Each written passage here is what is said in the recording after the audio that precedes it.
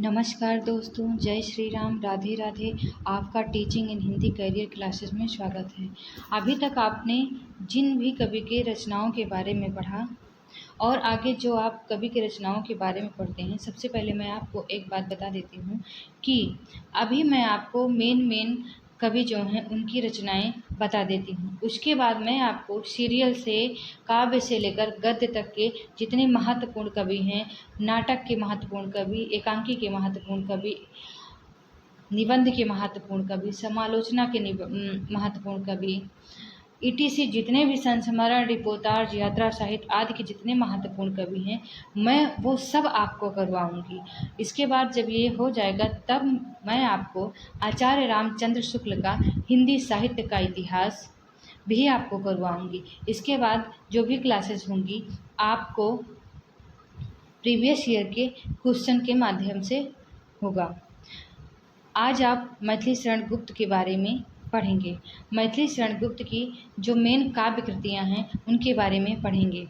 मैथिली शरण गुप्त कौन है ये आप सबसे पहले जान लीजिए।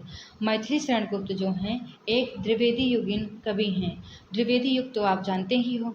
द्विवेदी युग को जागरण सुधार काल भी कहा जाता है। क्या कहा जाता है? जागरण सुधार काल। तो सबसे पहले आप ये जान लीजिए कि द्विवेदी युग किसके नाम पर पड़ा। द्विवेदी युग जो है ये महावीर प्रसाद द्विवेदी, जो मैथिली शरण प्रसाद जी के गुरु थे। कौन थे? गुरु थे। ये महावीर प्रसाद द्विवेदी के नाम से द्विवेदी युग पड़ा। अब मैथिली शरण के बारे में जानिए। मैथिली शरण गुप्त का जन्म सन 1886 ईस्वी में हुआ था। कहाँ हुआ था? सन 1886 ईस्वी में चिरगांव झांसी में हुआ था। कहाँ हुआ था? चिरगांव झांसी में हुआ था। इनके पिता का नाम रामशरण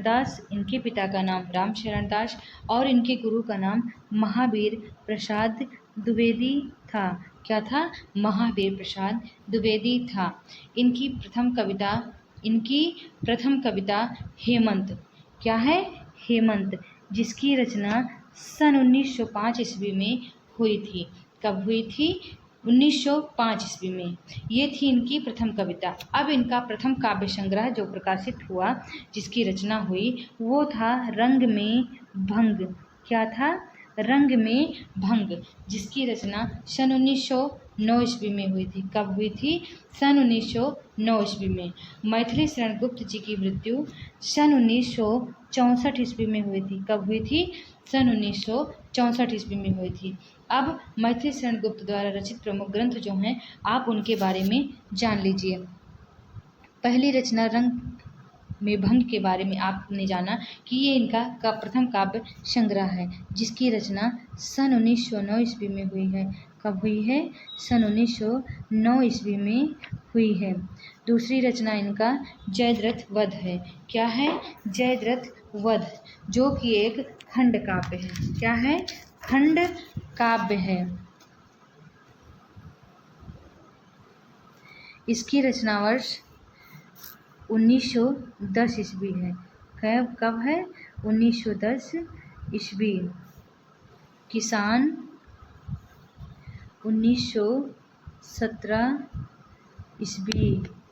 बिकट भट्ट 1929 ईस्वी। बिकट भट्ट और गुरुकुल। क्या है? गुरुकुल। बिकट भट्ट और गुरुकुल का रचना काल या टाइम पीरियड सन 1929 ईस्वी ही है। क्या है दोनों का? 1929 ईस्वी। इसके बाद आप आते हैं साकेत, जिसे महाकाव्यों की श्रेणी में रखा जाता है। कहाँ रखा जाता है? महाकाव्यों की श्रेणी में। तो साकेत की रचना जो हुई थी ये सन 1931 ईस्वी में हुई थी। कब हुई थी? सन 1931 ईस्वी में। भारत भारती सन 1912 ईस्वी में लिखा गया था। कब लिखा गया था? सन 1912 ईस्वी में। झनकार 1929। यशोधरा 1932। यशोधरा 1932।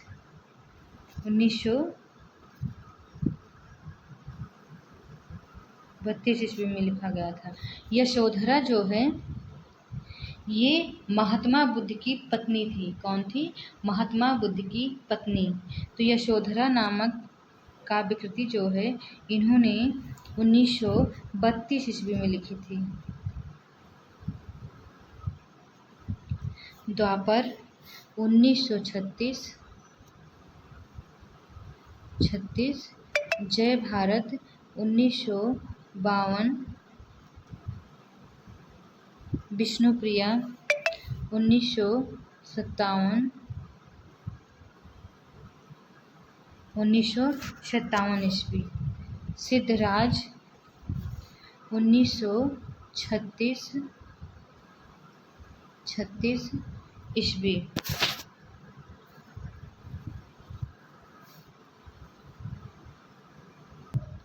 इसके बाद आती है हिंदू। क्या आता है? हिंदू, जिसका टाइम पीरियड है 1927 ईस्वी, 1927 ईस्वी। वैतालिक पंचवटी। क्या है? पंचवटी। पंचवटी की रचना 1925 ईस्वी में हुई थी। कब हुई थी? 1925 ईस्वी में। अब सबसे पहले आप लोग साकेत के बारे में कुछ महत्वपूर्ण फैक्ट जान लीजिए। साकेत, जैसे कि रामचरितमानस क्या है हम लोगों का? राम काव्य है। क्या है? राम काव्य है, जो महाकाव्यों की श्रेणी में आता है। तो रामचरितमानस काव्य में माता सीता और प्रभु श्री राम के जीवन चरित्र का वर्णन है। क्या वर्णन है? माता सीता और प्रभु श्री राम के जीवन चरित्र का विस्तृत वर्णन है। बट ये जो साकेत आता है, क्या आता है? साकेत,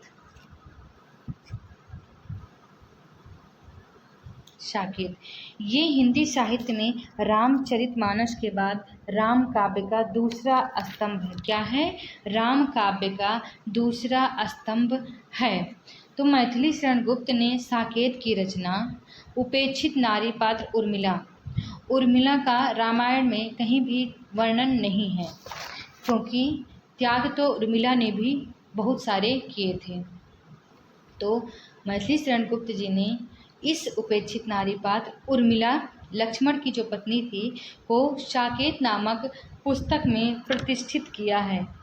क्या किया है? साकेत नामक पुस्तक में प्रतिष्ठित किया है कि इन्हें सबसे ऊपर आसीन किया है। इसकी मेन जो हैं वो उर्मिला ही हैं।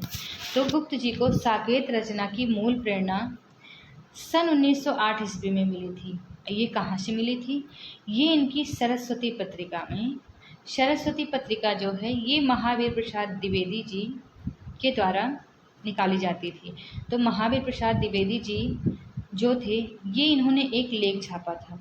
उस लेख का नाम था कवियों की उर्मिला विषयक उदासीनता, कि कवि जो हैं वो उर्मिला के विषय में कभी कुछ लिखते नहीं हैं, उनके विषय में वो उदासीन हैं। तो ये लेख जब मैथिली शरण गुप्त जी ने पढ़ा तो ये इसी से मूल प्रेरणा लेकर इन्होंने साकेत नामक महाकाव्य की रचना कर डाली। और सरस्वती पत्रिका में जो महावीर प्रसाद द्विवेदी ने कवियों की उर्मिला विषयक उदासीनता छापी थी, वे अपने महावीर प्रसाद द्विवेदी के नाम से न छापकर अपना नाम भुजंग भूषण भट्टाचार्य नाम से प्रकाशित करवाया था इसे। ठीक है। अब साकेत में कितने सर्ग हैं? साकेत में 12 सर्ग हैं। कितने सर्ग हैं? 12 सर्ग, 12 सर्ग हैं।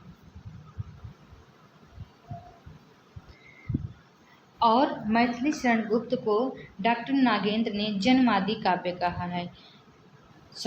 मैथिली शरण गुप्त को नहीं, इस साकेत महाकाव्य को डॉक्टर नागेंद्र ने जन्मादि काव्य कहा है। क्या कहा है? जन्मादि काव्य। और आचार्य शुक्ल ने गुप्त जी को सामंजस्यवादी कवि कहा है। क्या कहा है?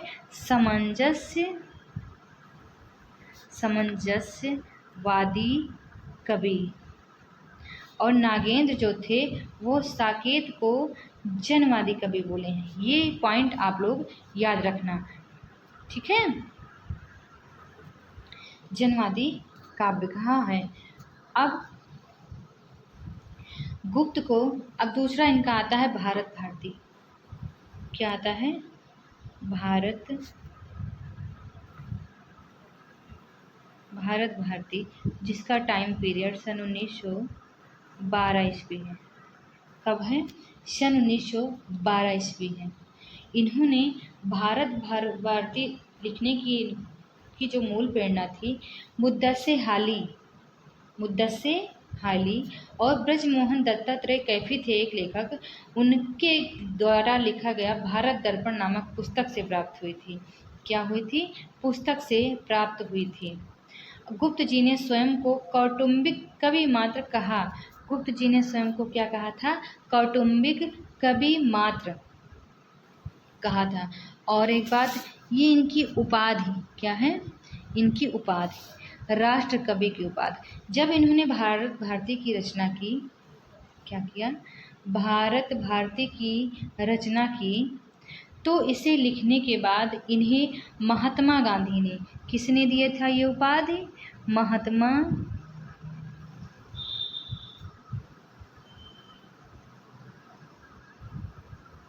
महात्मा गांधी ने इन्हें राष्ट्र कवि की उपाधि से सम्मानित किया था। अभी तक आपने गुप्त जी की रचनाओं के बारे में पढ़ा। अब गुप्त जी द्वारा अनुदित काव्य, अनुदित का मतलब है कि जो काव्य था उसका अनुवाद किया हुआ। क्या? अनुवाद किया हुआ, मतलब ये इन्होंने अपनी भाषा में इसका अनुवाद किया है। तो पहला है इनका प्लासी का युद्ध, दूसरा है मधु मेघनाथ वध। क्या है? मेघनाथ वध। ये मेघनाथ वध जो है ये बंगला कवि माइकल मधुसूदन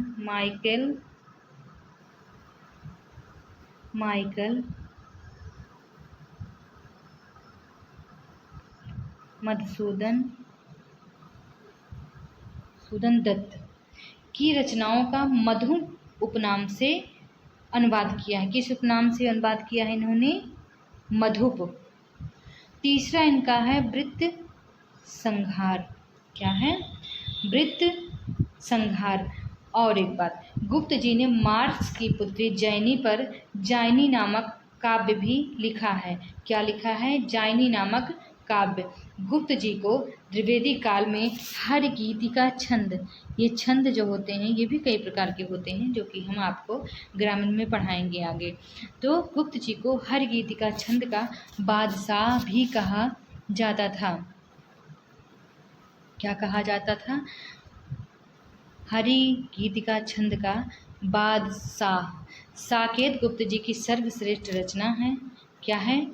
सर्वश्रेष्ठ रचना है। और इसकी कथा उर्मिला को केंद्र बनाकर लिखी गई है। इसकी कथा उर्मिला को केंद्र बनाकर लिखी गई है। ये थी